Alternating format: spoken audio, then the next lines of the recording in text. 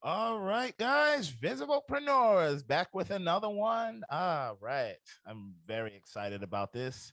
We're gonna call this take number two. Second one is always a charm. Actually, three, but we'll go with second. So today's guest, I've got Dave Myers with me. He's gone through some changes before he's opened up cooking with Cuckoo, and I don't mean with the puffs, just the chef Cuckoo is what I'm calling it now. So it's going to be a fun one to have. So thank you for listening. And Dave, thank you for being on the show. Yeah, thank you, Isaiah. Appreciate it very much. Glad to be here. Oh yeah, absolutely. So what are the changes that you've had to go through um, in business wise? Well, the changes, I would say, well, let's go way back for just a second. Sure. Back in the day when I started into the photography business, which I did professionally for over 40 years, there was this thing called film. And you actually put this little plastic type of thing inside of your camera to the point where the transition of digital imaging. I can remember back in the early 90s at professional photographer uh, uh, conferences and whatever, they would say, oh, it's not going to be good enough for a professional for a long time. And then 1993, 1994, we saw a camera that Nikon had put out that was a quality professional camera, and it goes faster and faster. And Yeah. so, but the changes for me, mainly after being a photographer, is what hit socially, I guess you could say, with the COVID. There was a period of time when COVID was going on. The place where my studio was at the Miller House in Grover, Missouri, was virtually dead with business. I didn't have traffic into my studio. I wasn't able to get uh, close to close with people, which a good portion of my business was business portraits at the time. You get closer than 6 feet with a person, and the room was not real big. So it kind of lent itself to uh, change to something that I didn't think I was like to do, and that was cooking. And thankfully, through Marcy Handler. Many people know her in at least the western part of the county, but in Oh yeah. St. Louis Yeah, I definitely know as the chocolate lady. And I went on with her with a cocoa exchange. And that's kind of where cuckoo came from. There was no really meaning to it, just cocoa, cuckoo went together. And so at that time, I joined her in showing people what the wonders were that the Cocoa Exchange had to offer. All of their products had some sort of cocoa in them, and Cuckoo for Cocoa was born.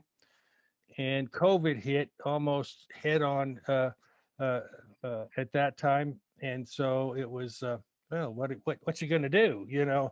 And I decided to give a go at this cooking thing and selling Cocoa Exchange products. And turns out we worked into the point where, oh my goodness, let's do a YouTube channel. And for a period of about 8 or 9 months, it was a blast. We were doing more than one or two videos a week, and it was a lot of fun. And actually, I didn't realize I'd like cooking that much. And I found that I had a little bit of a sense of humor came out of me, and people started liking it. And that transformation was going full blast until almost a year later, uh, the Cocoa Exchange closed permanently Yeah. Wow. at the first around the first of the year, and it was just like starting to things were starting to pick up. I could tell that the dynamics of the social media that I was spending my time in.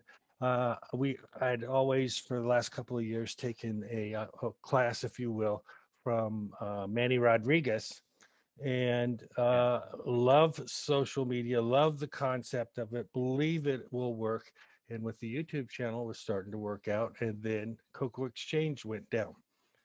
None of these things really got me that disappointed. Just wanted to keep going, keep going. Except for the when the Cocoa Exchange did shut down, I knew I wanted to keep going, but what was it going to be? Mm-hmm. Um, I loved cooking. So I thought, well, let's stick with the cooking thing. And that's kind of where I've left off and am at. I know that Cooking with Cuckoo will be around for a while. There are several products that I'm looking to do direct sales in, Hmm. but that tossed my mind in confusion is what do I do? What do I do? Because in the back of that was with my family, and my family's number one, and we are making a big change in our lives in moving from St. Louis to Georgia. And I decided I'm going to devote 100% to get the move done.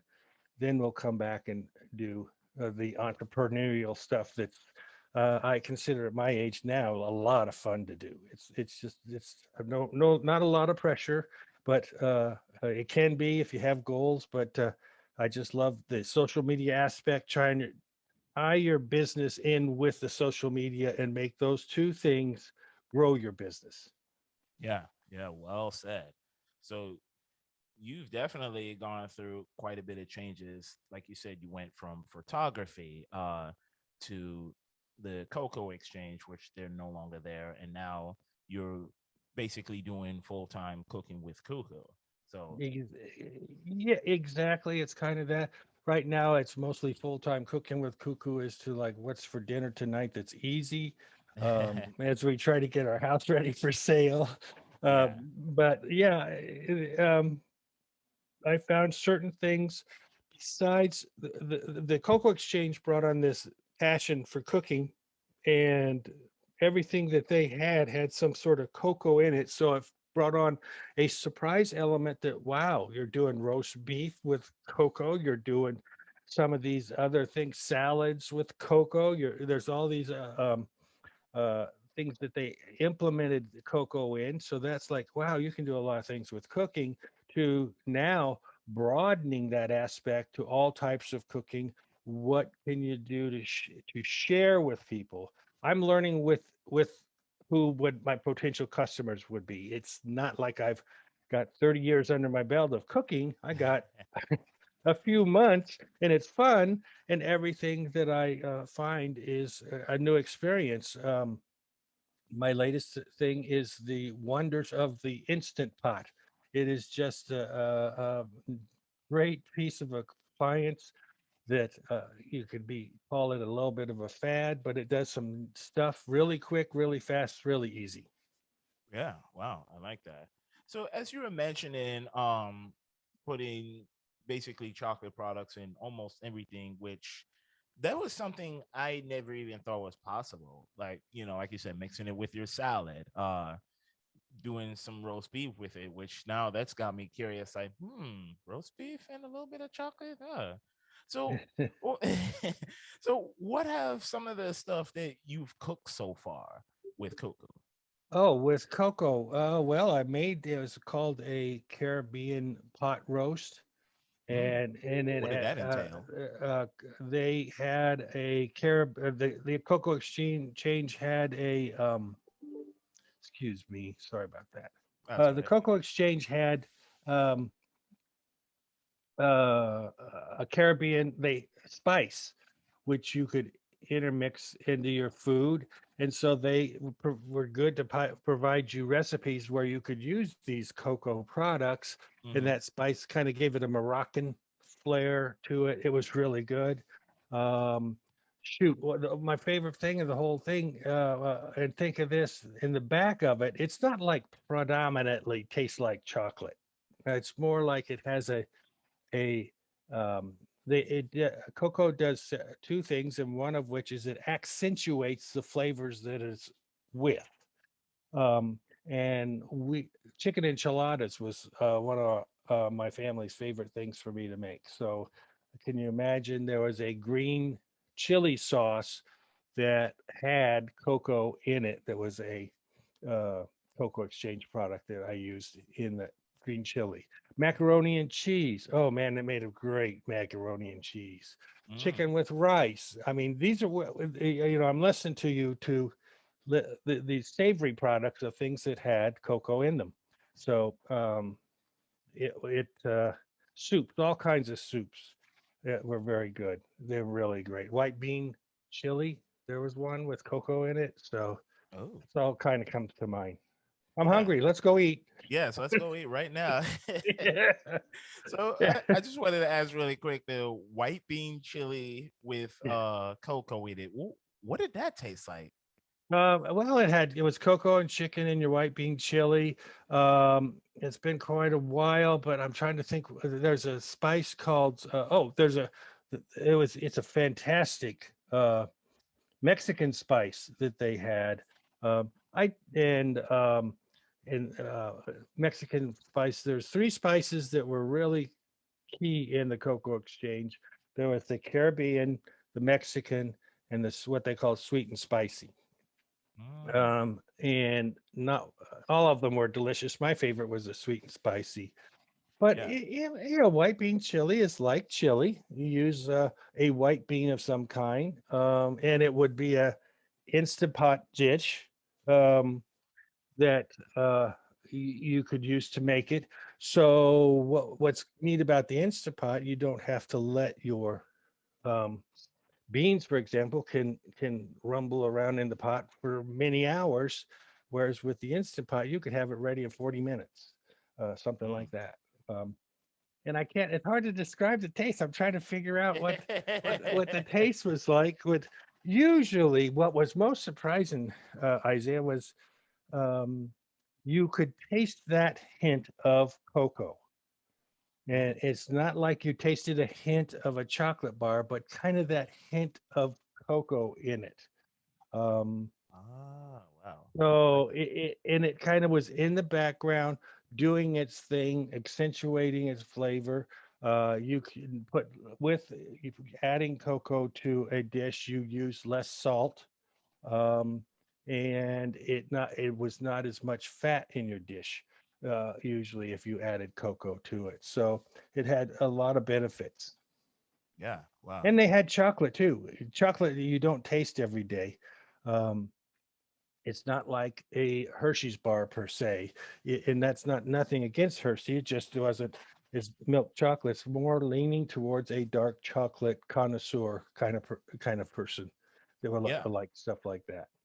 yeah, yeah. Matter of fact, I kind of know what you're talking about because the time that you hosted this little event over Zoom, and we were at Sherry's place. You had the different chocolates. I was there. Like there was one of German chocolate. Ex- There was some kind of white chocolate. I don't really remember all the flavors, and I just said, "Whoa, there's that many flavors of chocolate out there? No way! Yeah, Wow." it's very diverse. There's very diversity, a lot of diversity in chocolate. Is far down to um, it tastes different every place that it's grown, each individual place. What we're used to as a regular chocolate thing is companies did not want their chocolate to be tasting different every time somebody bought one. So they Mm-hmm. take a blend of them and make it taste the same all the time. Does that Oh, make, am okay. I making sense now? Because Yeah, like you yeah, it take this does. blend of different plantations with chocolate, blend it the same all the time, it came out all the time. When in reality, the individual product tastes different when it's grown in certain parts of the country. There's I think it's somewhere around 16 or 1010. There's certain parts of latitude in the world around the equator where chocolate will grow. It's in the kind of the warmer parts of the will grow of the world. And as you tasted during that uh, party or event, there was different types of chocolate, which was exclusively chocolate from Indonesia, exclusively chocolate from the Philippines. So Oh that's kind yeah, of how that story goes. yeah. It was what intrigued me is like I don't want to go around selling candy bars. What Mm-hmm. intrigued me was all the things you could cook with the ingredient of chocolate and it come out good, and learning the different aspects of really what chocolate's ability and how it got to the point where um, it could be a major product in the world. Until Hershey started making the Hershey bar. The Americans didn't know much about chocolate. Mm, okay, yeah, that's very interesting. So I wanted to ask you too, because and we're gonna be going back to the cuckoo cooking with cuckoo. Where do you see yourself being, like, let's say within the next 5 years, like once you're all settled down in Georgia? Okay, once we get settled down within 5 years, I would like to be making regular videos to show people who don't cook that not to be afraid to try it, to be easy, Yeah. that it can be easy with simple things, and then you can move on if you want to play around with it. So I want to educate people on how to cook and what to cook. Um, I so and I would like to do that through YouTube. I can see that that could be a very powerful tool. And how to and so with that, I have to figure out a way how to finance that thing, make money. You Yeah. come so through the avenue of affiliation with different products that people can buy. I would get a compensation for some of that in which to show the people to that direction of that product, Hmm. and so just kind of know and learn about the aspect of cooking. Um, that's kind of way basically kind of not changed that much. We did push a lot the Cocoa Exchange products, but Hmm. in reality, it was to educate and show people how much fun food can be. Um, and uh, uh, and the back handle of it is to try to make people, I found a good product here that's good. If you buy it, I can keep doing these YouTubes for you. That's kind of where I'd like to go. I'm in a point in my life where I could be slowing down some, and I think I am slowing down some. Oh no, I'm you're not still doing going strong. not doing photography, but one of the key things of my life, I did photography because it was fun. Hmm. And so I'm doing cooking because it's fun. And then it's even the next step, eating it is fun. So Yeah. I love doing it. And then to help people, everything in photography or cooking the Instant Pot, as I watch all these YouTubes about the Instant Pot, everybody does them a little different and everybody is successful. So if I can bring a little pointer to my subscribers, that's more to it. Oh yeah. Yeah, I love that. And so, like you say, you're gonna be like showing people how to cook basically on YouTube. So from what I'm seeing and I'm kind of hearing is you're gonna transform yourself into a chef. And we're coming from a whole different background to, like I said, the photography, and then it's like, uh-oh, Chef Cuckoo's in the house. What's he making today? A little bit like that. Yes, indeed. Yeah, absolutely. One of the criteria is once again is to have a good time with it and see if and make it successful in that way from a financial venture to and ride the wave of the financial venture so I can keep going Yeah. and the fun part of what food does. Look at what food does for us socially. Look at how during the holidays last year during COVID, how people were almost irate that they couldn't travel, they couldn't get together with all their family that they usually did, and it was upsetting. And that's all centered around coming together for a good meal. And that's kind of neat. It's got quite an impact on our lives. Yes, absolutely. I definitely love that. So now that you've got the vision and you've got the idea, and of course you got the skills on where you're going, do you see yourself potentially owning a restaurant one day, or are you just going to be, I don't know, let's say if somebody is like, oh hey, we want to hire Chef Puka to come cook for us, do you see yourself going in that direction? Well, I mean, I don't see the avenue of restaurant. Okay. And the reason I don't is every time that's a hard work. I mean, and I don't mean I'm not afraid of hard work, but I mean that's a grind. And I'm at a point when my wife and I, one of the reasons we can afford to move when we can is counted all the pennies and everything and said, can we move to Georgia to be closer to our daughter? And Yeah. we said yes. And so I don't want to get to Georgia and have a restaurant that ties me down. Okay. So, but I would entertain things like I would entertain. Well, let's have Cuckoo come cook for us, or give a presentation about the Instant Pot. What is this Instant Pot? I didn't know 8 months. I didn't even know what the heck an Instant Pot was. Turns out it's been around for 5 or 6 years. So, Mhm. uh, those are some of the things that I'd be interested in doing. Uh, um, Discovering new products for a person who cooks are pretty cool. Um, and then that would put them on a page to be affiliated.